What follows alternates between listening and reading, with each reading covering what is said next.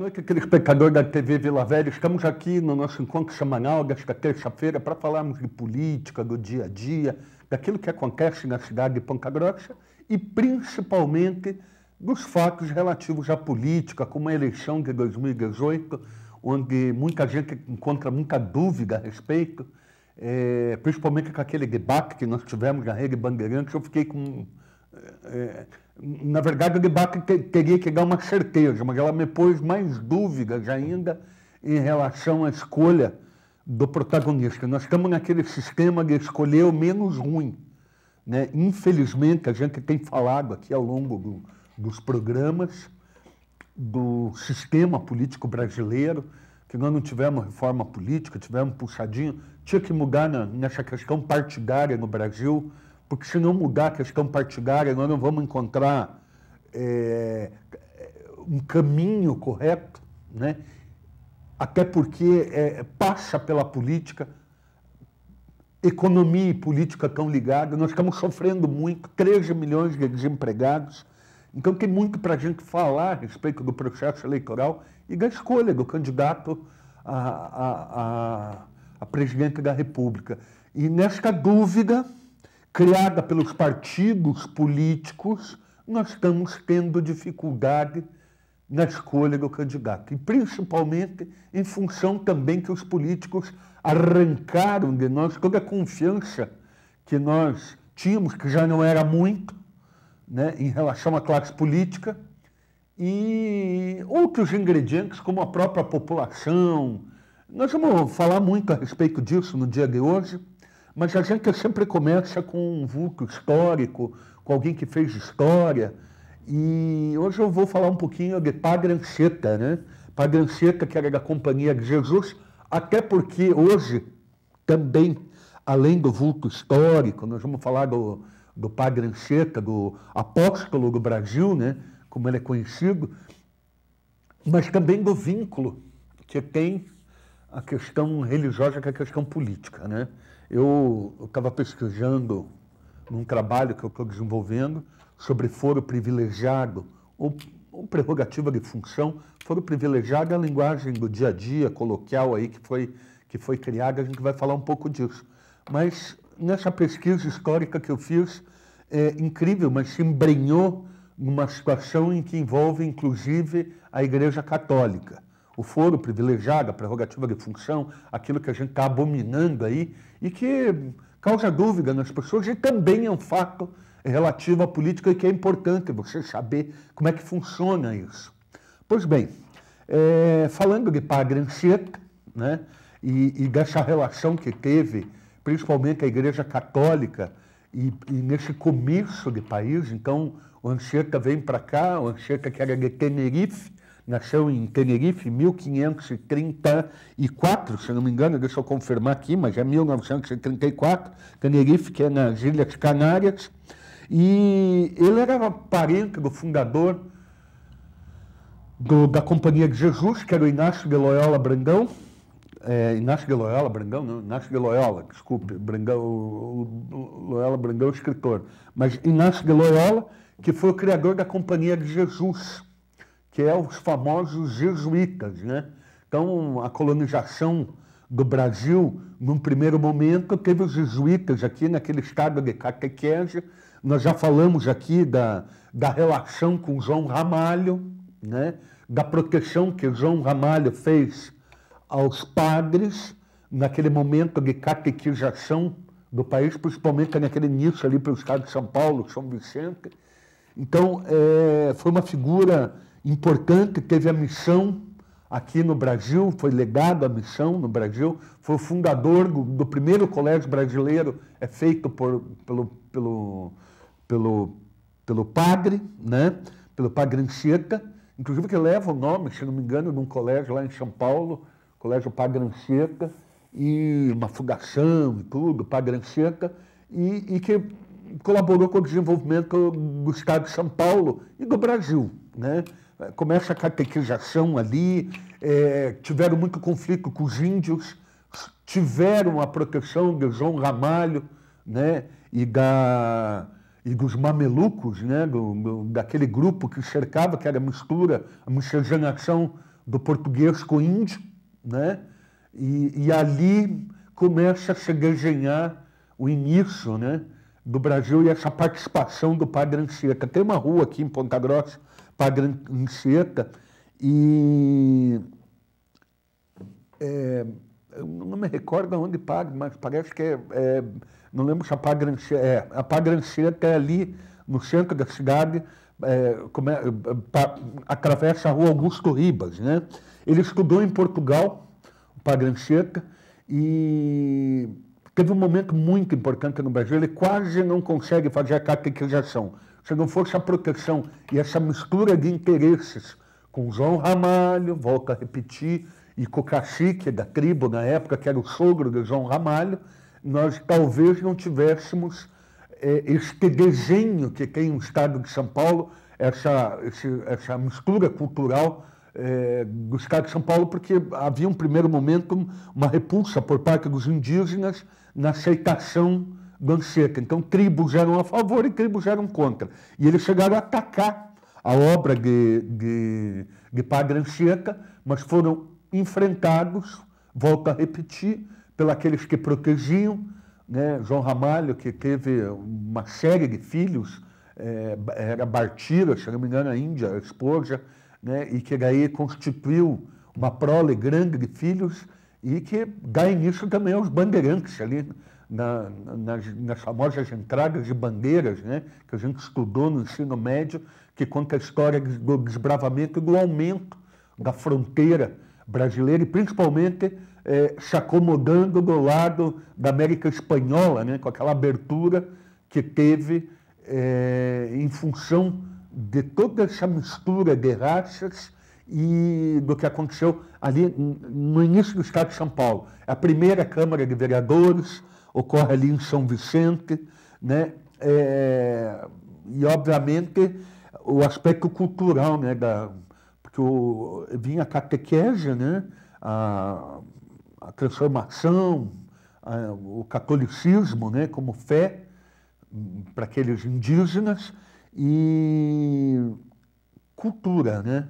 Obviamente que vem com eles a cultura e essa mistura, então, que deu esse desenho que é o Estado de São Paulo. Lembrando que ele se distingue também porque era um poeta, ele escrevia, né?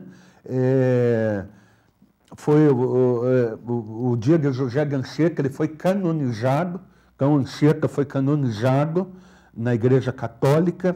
Isso aconteceu, deixa eu até ver a data o apostolado dele, quando ele se forma, em 1554. E ele é canonizado, ele recebe o cânone, e então, obviamente, em 2014, né, ele foi beatificado em 1980 e foi canonizado em 2014. Não faz muito tempo a canonização do padre Anchieta, né, José de Anchieta. Ele era filho de João Lopes de Anchieta e de Mencia Dias Clávio Larena, e era parente do fundador, que era o Inácio de Loyola, que fundou a Companhia de Jesus, e ele era a Companhia de Jesus que se tornou muito forte, né? É uma congregação dentro da Igreja Católica que se tornou muito forte. Ele era, e os jesuítas vão ver, me parece que o Papa agora é da Companhia de Jesus, o Papa, se não me falha a memória, acredito eu que seja da Companhia de Jesus, o Papa atual, né? Depois o Júnior podia dar uma pesquisada aí, né, Júnior?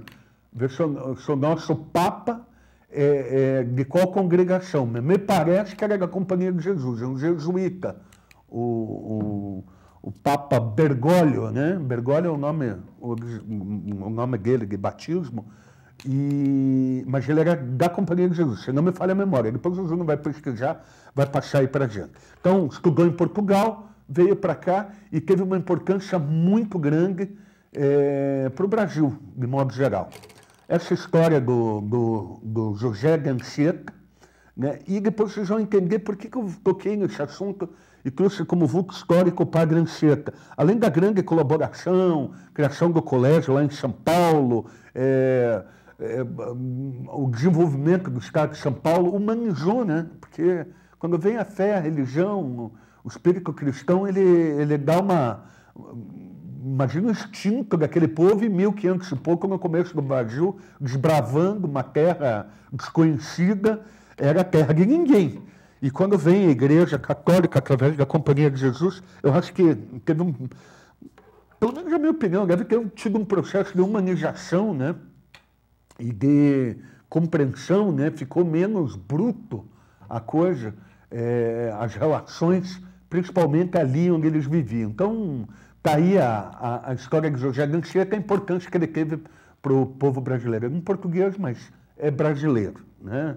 Adotou o Brasil, ficou aqui e é o nosso padre Anchieta, o apóstolo do Brasil, canonizado em 2014. Nós vamos para um comercial rapidinho e depois voltamos falando de eleições, foro privilegiado, daquilo que aconteceu no debate, no último debate da Rede Bandeirantes, e de algumas questões que seriam de importância na hora que você vai fazer a escolha do teu candidato, que você vai depositar o teu voto na urna, para você não errar, não se equivocar, fazer o correto e, principalmente, não só votar, mas acompanhar o mandato daquele em que você votou, se foi eleito. Se não foi eleito, a obrigação fica de cuidar dos demais. Mas, num primeiro momento, é cuidar daquilo que você elegeu, porque com o teu voto, você também é responsável pela ação ou omissão deste parlamentar ou deste executivo que você vai nomear através da tua procuração, né? Daquilo que você dá, que é o voto. Depois dos comerciais, vamos para um comercial rapidinho.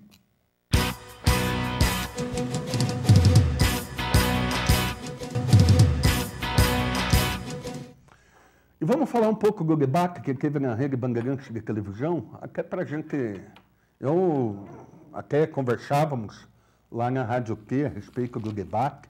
A gente sempre tem uma conversa lá à mesa, no momento do café, e opinião, obviamente, de um, de outro, a respeito disso, mas o que a gente chegou à conclusão que grupo de candidatos muito fraco, né? Muito fraco. Assim, não transmite a confiança que nós deveríamos ter, né? Tudo bem que a gente está atravessando uma fase difícil por conta do Lava Jato, a desconfiança na classe política, né? Mas nós temos que votar. É democracia. E, infelizmente, democracia talvez não seja... eu digo sempre, não é o melhor dos governos, mas é o menos ruim dos sistemas, é a democracia, né? Mas ela tem seus defeitos, como todo sistema tem seus defeitos. E democracia é quantidade, e não qualidade. Democracia é quantidade de votos, democracia é quantidade de dinheiro, né? Democracia é quantidade do prestígio. É sempre, nós estamos falando em quantidade e não em qualidade. E quando a gente fala em quantidade, a gente depende do povo. E é difícil a gente depositar num povo como o nosso, no povo brasileiro, a responsabilidade sobre a democracia, né? Nós não podemos única e exclusivamente, senão nós estamos ferrados. Se entregar para o povo, né? Nós precisamos das instituições, precisamos da OAB, precisamos do sindicato, precisamos de uma participação também nesse processo, porque democracia que confere o que acredita somente na população está danado, né? Porque o povo... Eu estou fazendo uma crítica aqui, quando eu falo povo, eu falo a todos nós, né? Infelizmente, cometeu grandes equívocos, né? Vamos dizer assim, agiu errado também. Porque, vamos lá, por que precisa de dinheiro nas campanhas? Agora está todo mundo criticando. Ai, porque estão pegando 1,7 bilhão do fundo partidário, do dinheiro público, para compor o fundo partidário para que os políticos possam fazer campanha eleitoral. Ora, vamos lá. Por que precisa de dinheiro? Sabe por que precisa de dinheiro? Porque o povo quer dinheiro. Porque tem que ter o dinheiro para o povo, né? No Brasil, vamos lá falar, agora é uma linguagem popular, coloquial, aqui vamos falar a verdade, né? Parar de hipocrisia. As campanhas são regadas a churrasco, a carne, a cervejinha, se confere uma pseudo-festa, digamos, de aniversário, e está lá o candidato pedindo voto, né? E daí diz a festa da democracia. A democracia não é para ser festa. Festa é carnaval, é bicho em festa, é EFAP. Mas eleição não é festa. Eleição não pode ser, é um momento de alegria, não. É um momento de civismo. É um momento que você vai depositar, é um momento de seriedade. Né? E eu digo sempre, às vezes, a participação da mulher, por que a mulher não participa do processo eleitoral? Porque ela tem dificuldade no processo eleitoral que hoje corre. Mulher não vai a boteco fazer campanha. Campanha é no boteco hoje. Campanha é feita em locais onde corre churrasco, onde corre festa. Às vezes uma mulher casada, o marido não vai ficar muito satisfeito que ela vá fazer esse tipo de campanha eleitoral. Né? É realidade, é o dia a dia. Numa sociedade machista como a nossa, funciona dessa forma. Por isso, o número pequeno de mulheres. E mulher é mais séria do que homem. No tocante à responsabilidade, até pelo seu estado de maternidade, as suas... eu deposito um valor incrível na mulher, muito mais do que no homem. Né? Porque eu vejo que o equilíbrio, essa coisa de humanidade, é tudo graças à mulher. A mulher que educa o homem, né? que tirou o homem da brutalidade, foi a mulher. E nesse processo eleitoral, do modo como está configurado no Brasil, é muito difícil. E é muito difícil para quem não tem dinheiro. Então não existe uma renovação. Nós vimos agora pela Câmara de Vereadores. Existe uma renovação de fisionomia, mas não existe uma inovação de procedimento, de agir de forma diferenciada. Age-se como os antigos. E eu vou dar um exemplo aqui da Câmara de Ponta Grossa. O prefeito Marcelo Rangel, nos últimos dias, me parece que 2 dias atrás, e está para sair outra lista segunda-feira, exonerou 30 ou 28 cargos, ou 29 cargos em comissão agora do seu governo. Cargos de provimento livre, cargos comissionados. Mandou 28 embora. Obviamente por conta de estarem ligados já vereadores que são candidatos a deputado. Então vamos explicar isso daí. Vamos explicar um pouquinho, né? E a porquê da desconfiança da população, por que nós não temos uma renovação. Ele manda embora porque alguns vereadores saíram candidatos, né? Então vamos lá, quem saiu candidato aí? Felipe Passos, Dr. Zeca, Felipe Passos, Dr. Zeca, tem mais um da Câmara de Vereadores, Dr. Magno, né? Teve vários candidatos ali que estão postulando um cargo eleito. O Dr. Zeca, né, que eu não me recordo se eu falei.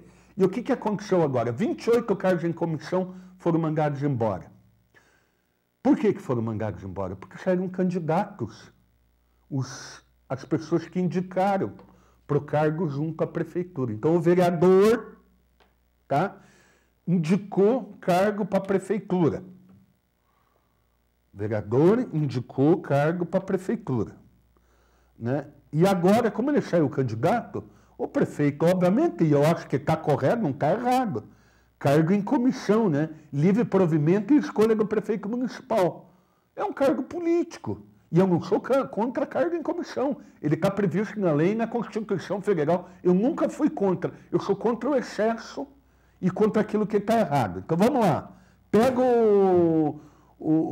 a indicação, o vereador indica, o cara vai trabalhar na prefeitura. Agora o prefeito está mandando embora. O que comprovou isso? Comprovou que os poderes não são harmônicos e independentes. Ou seja, eu pergunto, aquele vereador que ganha salário para ser fiscal, porque vereador é fiscal.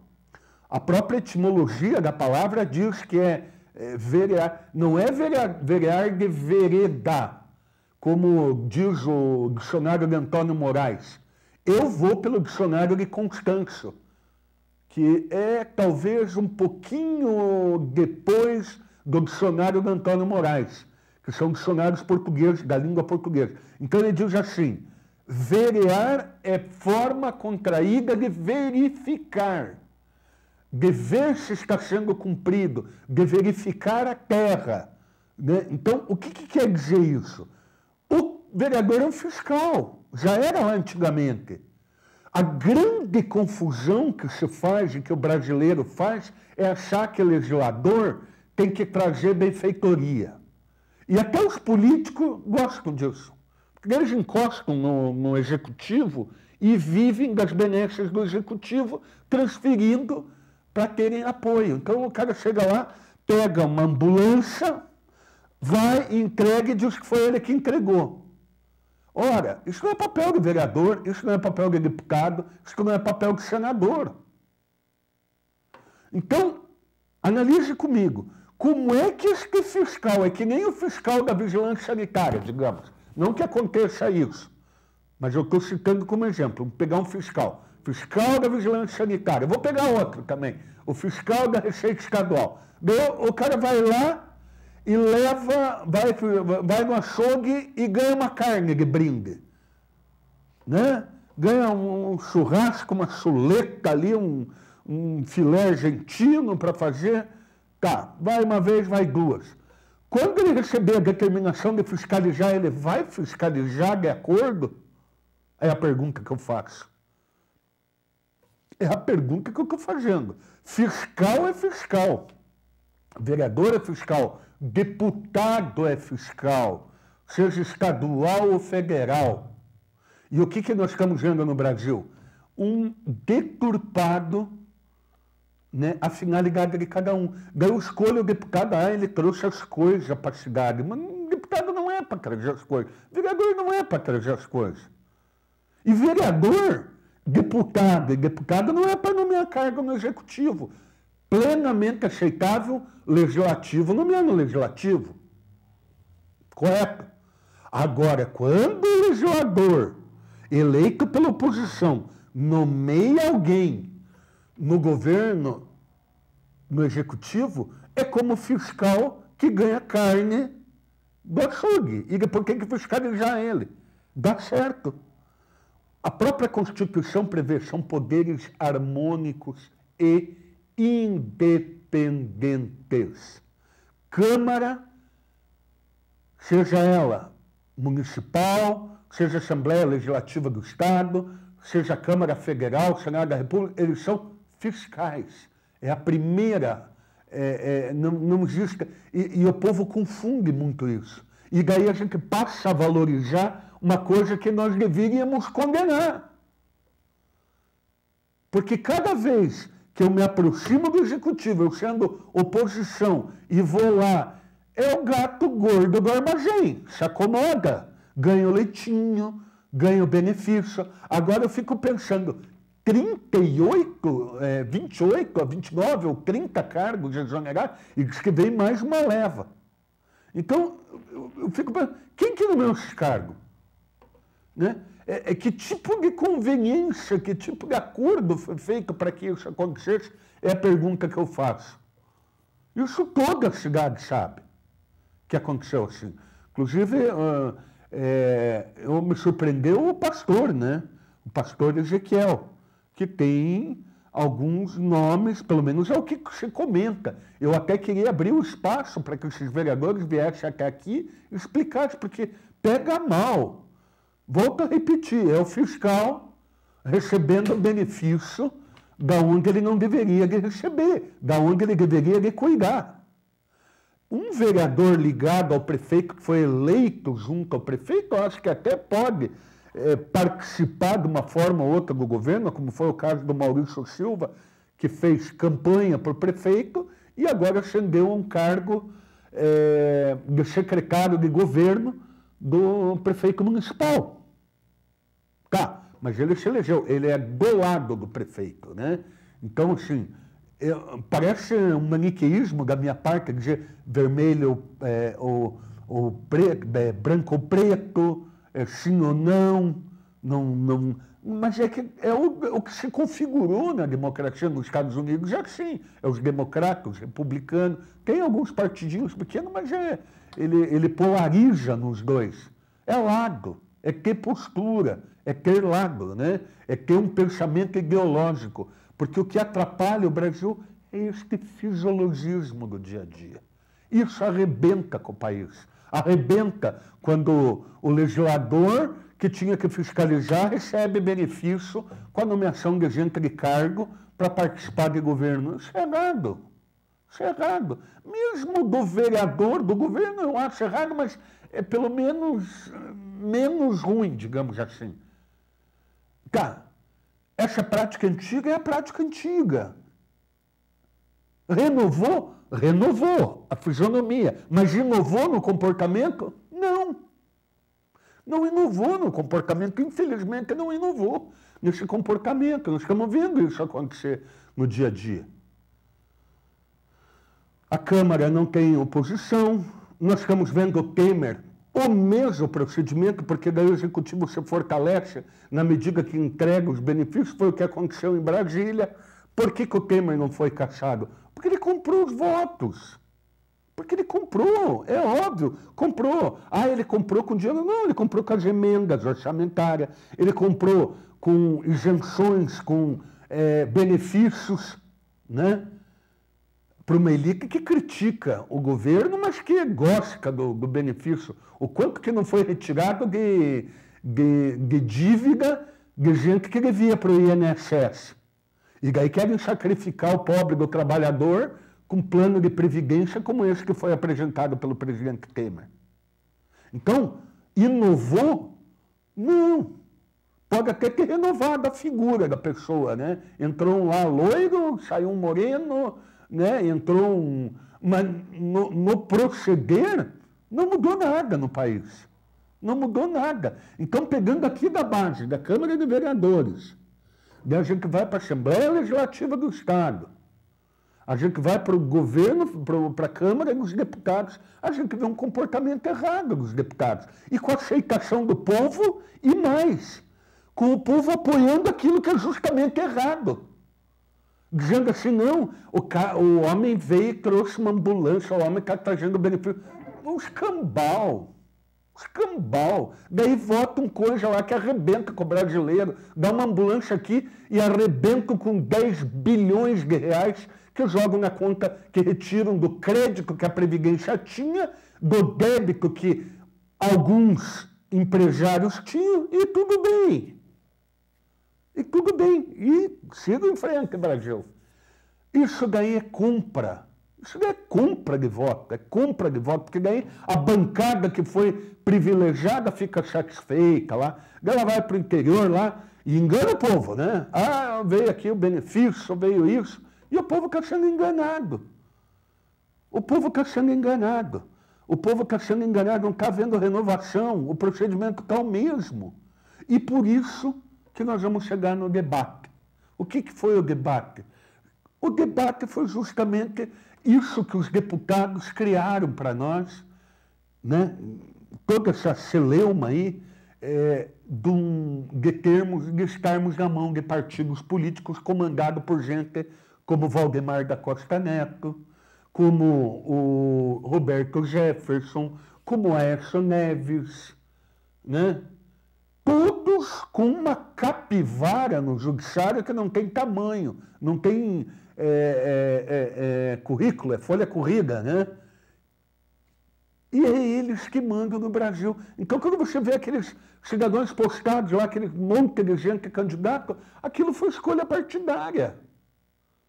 Será que não tinha gente melhor para pôr ali? Mas como que vai ter gente melhor se quem comanda os partidos políticos negocia as indicações a candidato da presidência da República? Aquele que lhe interessa.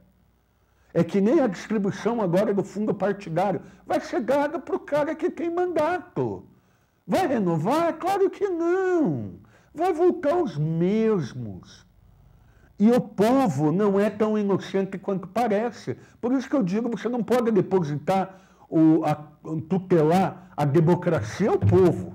E eu digo povo de modo geral. Por isso as instituições, a participação das instituições no processo político, para garantir, né, garantir de uma forma ou de outra a imprensa, né, o Ministério Público, as instituições que fazem. Porque se entregar na mão do povo, o povo se corrompe.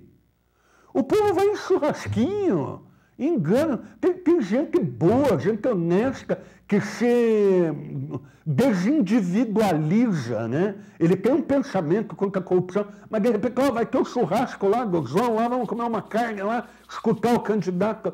Ei, não pode isso. Nós temos que trazer seriedade para a disputa política. Né? Daí, empresário faz caçadores.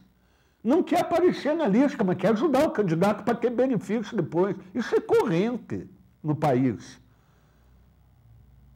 Só o político que é... Não é. É a sociedade que está podre. É a sociedade que está podre. Sociedade que não consegue resolver seus problemas, não se organizou. Talvez demore muito tempo para que isso aconteça, mas o que aconteceu? Tá, assim, nós conversávamos, é aquilo que a gente tem, é isso aí. Esse candidato é o Daciolo, é o Boulos, né?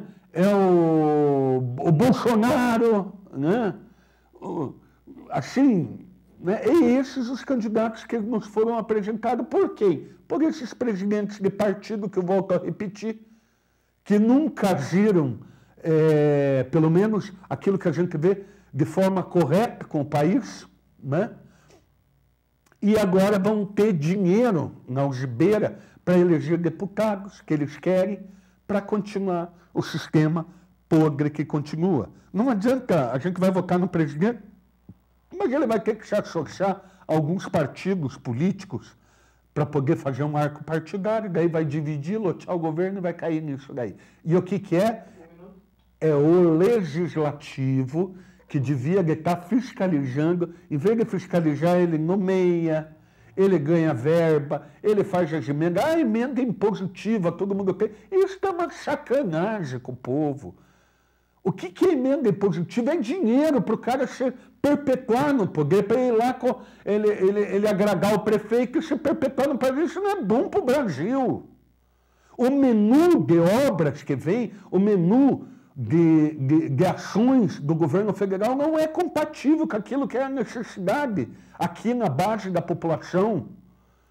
Daí ele dá o benefício para o candidato e tudo bem.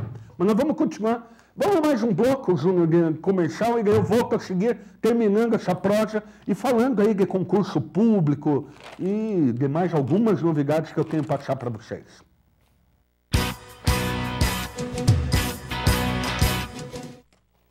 Estamos novamente aqui, programa Laroca Neto, na sua TV Vila Velha. E volto a falar, se não tivermos uma reforma política, se o povo não se aculturar e não começar a entender de política, o país não vai melhorar. Nós estamos com 13 ou perto de 14 milhões de desempregados. Eu não vejo perspectiva. Já falei lá atrás, eu falei que esse ano não ia estar bom e não está bom, mesmo com o processo eleitoral.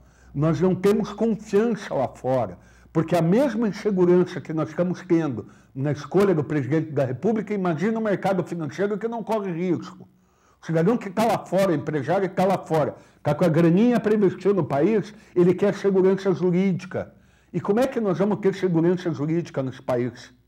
Como é que nós vamos confiar num governo brasileiro? A gente não sabe nem... Nós estamos desconfiando desse povo, que são os candidatos que nos ofertaram, né? Assim, é a pergunta, nós confia no candidato. Em quem que você efetivamente confia daquele grupo? É um grupo que nos foi ofertado, que nos foi passado com uma escolha que não foi das melhores. E agora nós vamos ter que escolher aquilo que a gente considera menos ruim. E é assim que funciona. E é um círculo vicioso, né? É um círculo vicioso, ele está viciado. Né? Ele está rodando em círculos e nós estamos vendo a situação em que está desenhado aí. Né? Eu vi o debate ali, o despreparo, né? Você tirava 3 ali, 4 com um certo conhecimento, mas, por sua vez, comprometido com grupos políticos que a gente sabe o que vai virar. Talvez exista o conhecimento, mas a gente não tem certeza que vai ser aplicado para o bem. Até por causa da vida pregressa da maioria. Né? Então, complicada a situação para nós no momento de escolha. Nós precisamos de uma reforma política, mas quando a gente fala em reforma política, é principalmente uma reforma dos partidos políticos. Isso que precisa mexer. Partido político não podia estar... E tem que ter mais ideologia. Eu respeito o cara que está lá na esquerda, eu respeito o cara que está na direita, que tem ideologia, que acredita naquilo, que defende, que luta. O duro é o fisiologismo, é o centrão brasileiro, é a troca, é a negociata, né? É a questão política institucionalizada. Né? Discutíamos outro dia, não é melhor de repente ser como nos Estados Unidos, saber que o deputado defende, é da bancada da arma, defende quem tem arma, quem fabrica a arma, né? A bancada lá dos brinquedos, né? A bancada que vai defender os interesses dos agricultores. Nos Estados Unidos é assim, tanto é que o lobista se registra dentro da Câmara como lobista que defende determinado segmento empresarial ou de interesse, né, nas resoluções e nas ações do Legislativo. Né? Agora, o que não dá para ficar é nessa hipocrisia que está o país.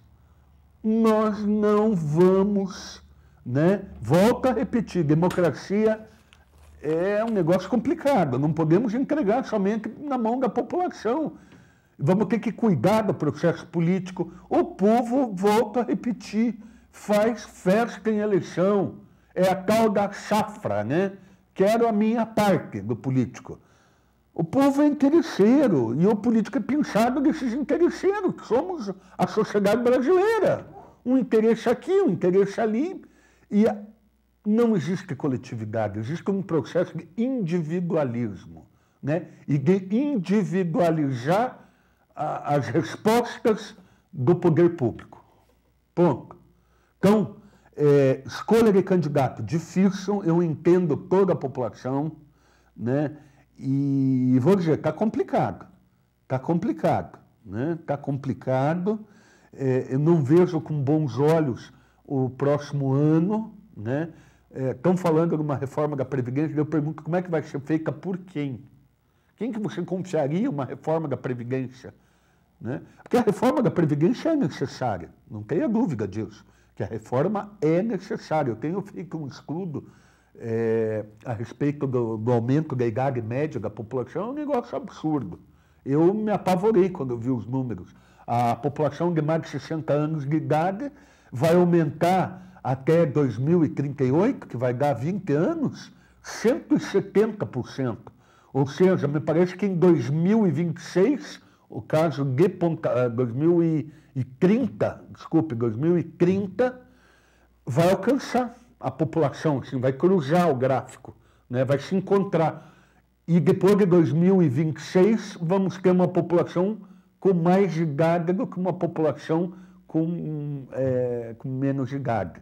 Ou seja, de 0 a 59 anos, vai ser igual à população de 60 anos ou mais. O negócio, a gente começa a se assustar com os números, né? São números aumentando a população e diminuindo o número de nascimentos. Ou seja, é para a gente... E essa estatística é bom, né? Porque senão é que nós não vamos precisar tanta escola, né? Porque está diminuindo a juventude. Obviamente, nós não vamos ter problema de escola, mas vamos ter problema, talvez, da distribuição geográfica dessas escolas, né? Onde elas estão situadas. Porque, obviamente, a população, na medida em que cresce o município, ela vai sendo colocada, a população, com menos poder aquisitivo, cada vez mais distante do centro. Então, talvez aí a questão da preocupação com essa distribuição, tem uma educadora que brinca que quem quer, vai ter que ter escola com rodinha, né, para levar a escola onde ela estiver, em função dessa mudança da faixa etária das pessoas. E daí, quando você vai chegando, se aproximando nos 60 anos ou mais, você vê que a população está envelhecendo. Então, nós vamos ter que confiar em quem que vai cuidar das nossas pessoas com mais idade. Que tipo de reforma da Previdência vai ser feita? Vai ser feita por quem? Tenha certeza disso, pense nisso, população. Na hora que for para a urna, quem que você quer que faça a reforma trabalhista do país? Desculpa, a reforma previdenciária do país. E vai ter que fazer, vai ter que fazer.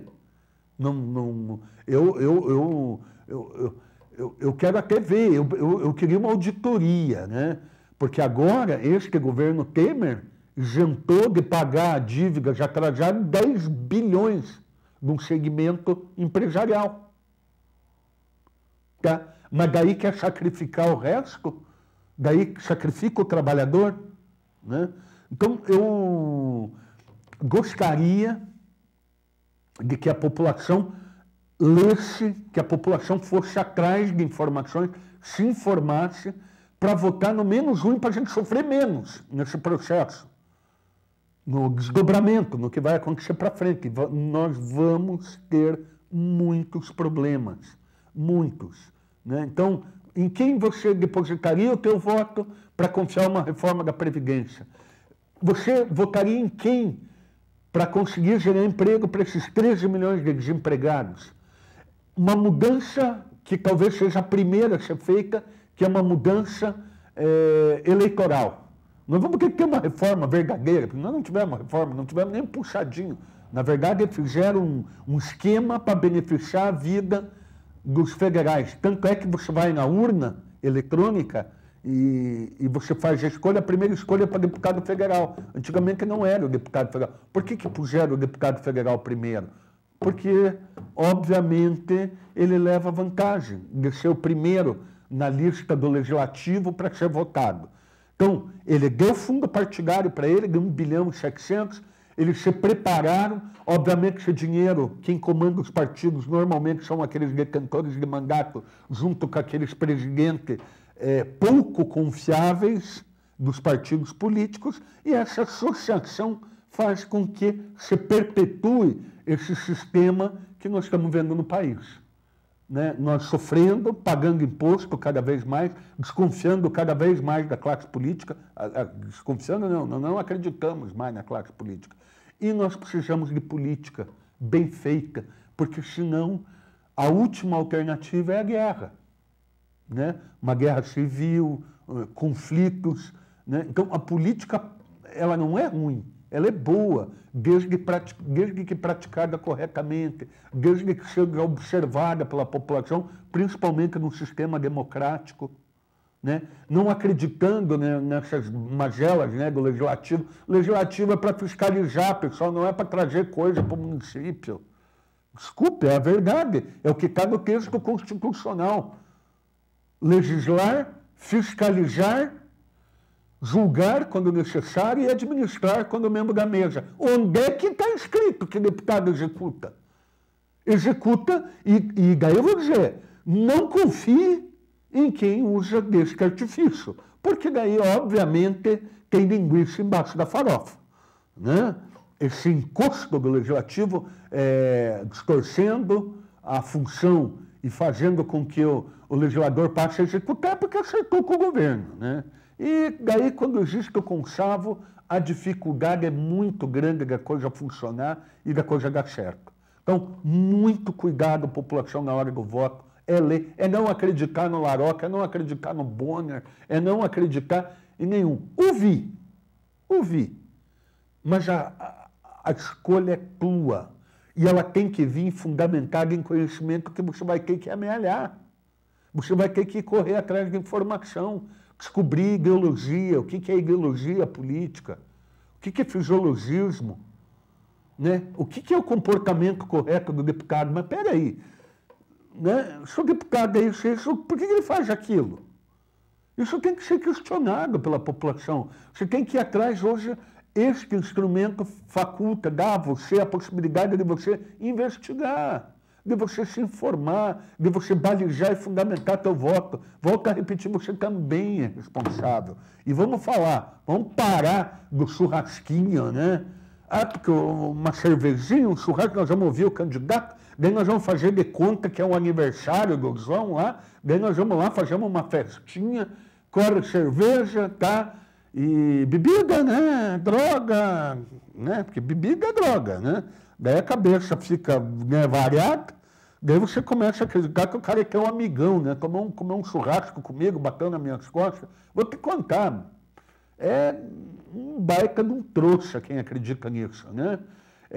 O caboclo né, é humilde um dia e passa a mão na guaiaca há 4 anos, né? E você, né, se acha muito inteligente quando faz isso. Então, não trocar por cesta básica, não, é fazer o teu voto em cima de informação. Informação, conhecimento. Não ignorar fatos. Correr atrás do voto pensando no futuro do teu filho, do teu neto, daqueles que virão. Porque um governo ruim de 4 anos ou de 8 anos, como aconteceu com a Dilma, o que acontece para o país? Vocês viram o caos. Quase 14 milhões de desempregados. Como consertar isso? Agora vão ter que consertar.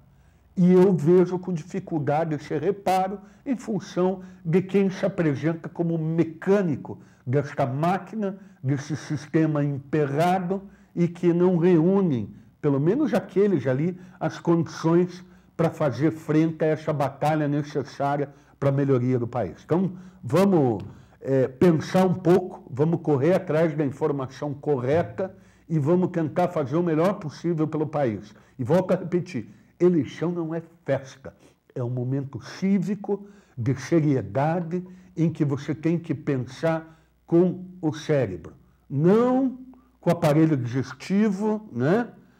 Comendo churrasquinho e muito menos tomando cervejinha. E veja que mudaram a eleição, né? Antigamente era festa, podia fazer churrasco, podia fazer comício com grandes cantores, né? E acabaram com tudo isso e o valor da campanha aumentou. Para você pensar, por que aumentou? Porque o povo quer grana. O povo quer fazer a safra no momento eleitoral. Não estou dizendo que são todos, mas é uma boa parte da população vende o voto, sim.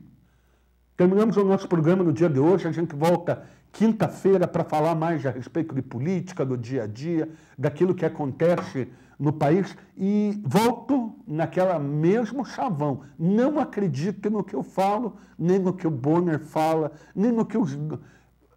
Escute, afira. Nem sempre a gente fala sem interesse. Tudo existe um fundo de interesse, ou aqui ou ali, mas ouçam a todos e tirem a tua própria fundamentação. Vá atrás da informação. Eu garanto que a democracia vai melhorar muito com isso e principalmente com uma postura firme de você, eleitor, e séria. E não de momento carnavalesco como querem construir nessa democracia. Um grande abraço e até quinta-feira que vem.